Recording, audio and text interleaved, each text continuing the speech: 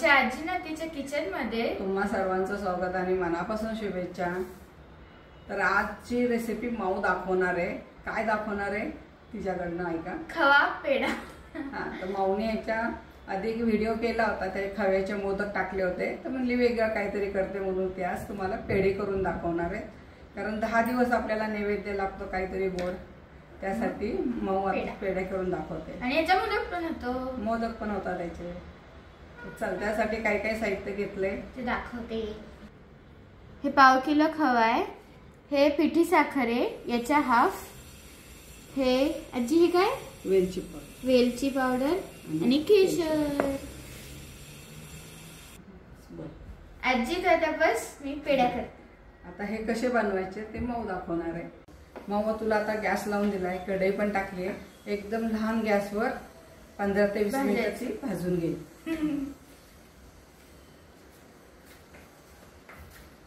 आपण खवा भाजून घेऊ। खवा द्यायची, खवा आता मी खवा याच्यात घालते।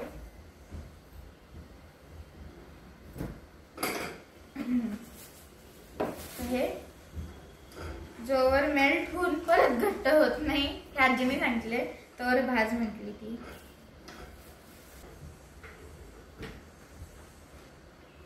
मेल्ट व्हायला थोडा वेळ लागतो, म्हणजे थोडं चालू झालंय, पण हे मीडियम याच्यावरच 10-15 मिनिटं वेळ लागतो याला। तर हे असंच मेल्ट करत जायचं आणि गॅस मोठ्याने ठेवायचा, गॅस मीडियम ठेवायचा, म्हणजे मंद आचेवर।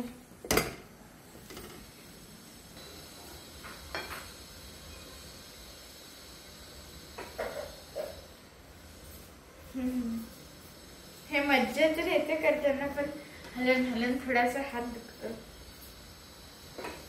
आता हे छान विथळलंय खवा सगळा, मीडियम गॅसवर ठेवलेला।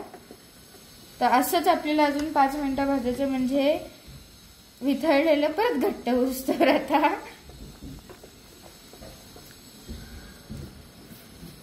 आता हे छान विथळले, आता हे परत घट्ट होऊस्तर हलवत जायचं। खूप छान सुगंध सुटलाय खव्याचा। हे आपण इतका वेळ भाजले, आता याचं गोल गोल घट्ट झालं एकदम, पहिल्यासारखं पण लूज थोडं। तर इथपर्यंत आपल्याला भाजायचंय, असं असं सेपरेट नाही झालं पाहिजे, किती हललं तरी असं करायचं। तर आपण गॅस बंद करू। मी गॅस बंद केला। आता हे आपल्याला असंच 15-20 मिनिटं थंड करायचंय। त्यानंतर आपण त्यात पिठी साखर टाकू आणि बाकीचं सगळं टाकू। आता मी हे ताटात काढते, म्हणजे हे लवकर थंड होईल। एकदा थंड झालं की मग आपण त्यात साखर वगैरे वगैरे घालू।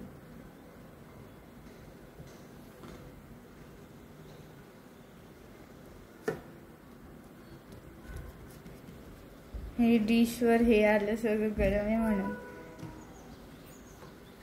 आता खवा थंड झालाय, तर आपण थोडंसं मळूया।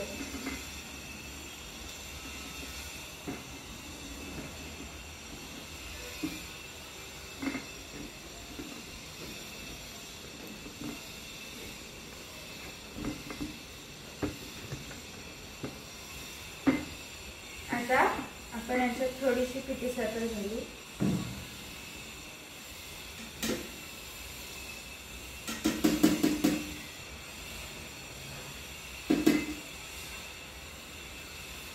तर आता आपण हे मळू। तुम्हाला जर जास्त गोड हवं असेल तर जास्त घ्या, कमी गोड हवं असेल तर कमी घ्या। तर आपण हे दोन्ही मिक्स करणार आहे।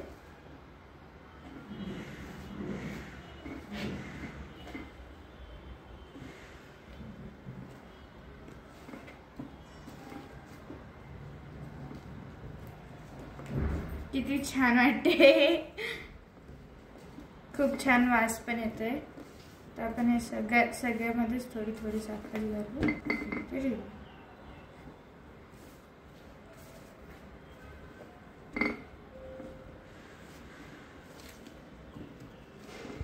तुम्हाला जर जास्त गोड हवं असेल तर तुम्ही जास्त घ्या, कमी गोड हवं असेल तर कमी घ्या। हे असं केल्याने साखर चांगली मिक्स होते.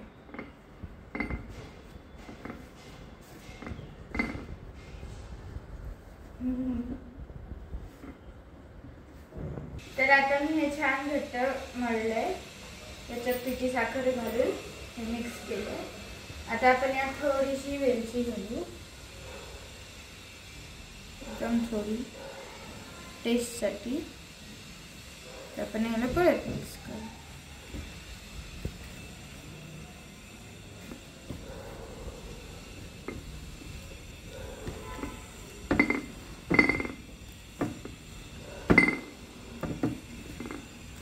आणि ह्या पेढ्या खायला टेस्टला वगैरे खूप छान लागतो.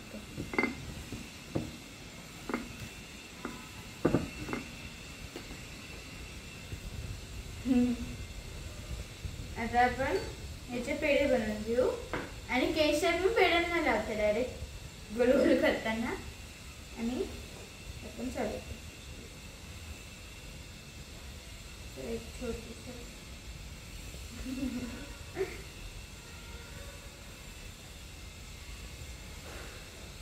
अशा पेढ्या बनवायच्या आणि पडायचा. पेढा. आता आपण असे सगळे बनवून घेऊ.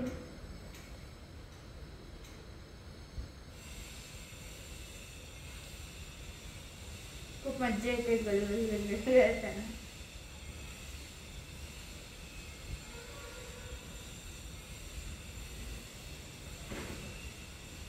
दुसरा पेढा. तर असेच आता म्हणजे सगळे पेढे वळून झाले, म्हणजे गोलगोल करून झाले. हा थोडासा छोटा झाला पण ठीक आहे. आपण असे गोल पण करू शकतो, नाहीतर असे पण करू शकतो.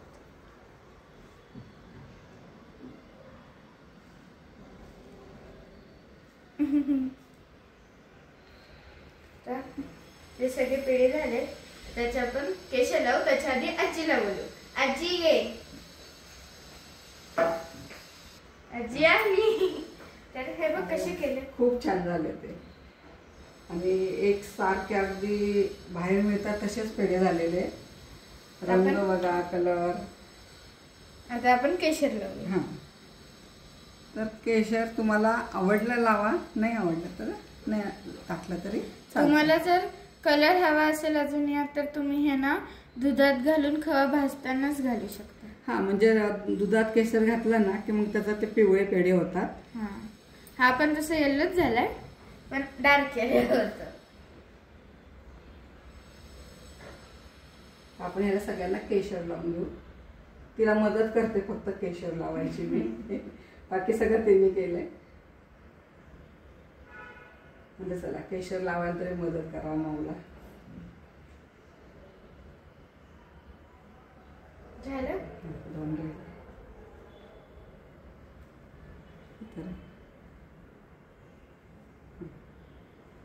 आणि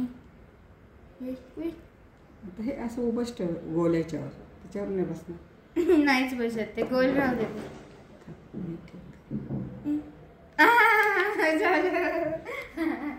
तर आता आपले पेढे तयार झाले. तर मी एक आजीला बोलते. कसे झाले. अगदी छान. बाहेर मिळतात असे झाले ते एकदम मऊ असे.